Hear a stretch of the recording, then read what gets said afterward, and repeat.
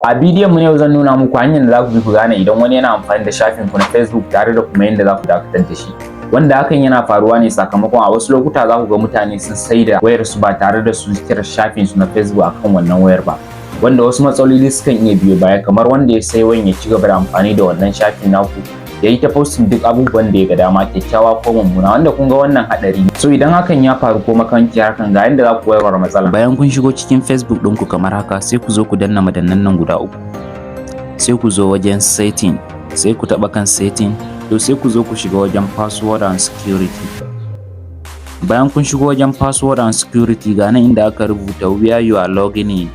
So kun ga device ɗin da na yi login a kansu, ga shi nan Infinix Hot 10. Sai ku taɓa wajen SIMO ɗin nan. A nan za ku ga duk wani device ɗin da kuka taɓa login ɗin account ɗinku. To sai ku yi scrolling ku zo ƙasa. Ga nan inda aka rubuta logout of all season. Sai ku taɓa wajen kamar haka. Sai ku zo ku logout. So bayan kun taɓa wajen logout ɗin nan, account ɗinku zai sauka daga dukkan wayoyin da kuka taɓa ɗora shi bayan wayan naku.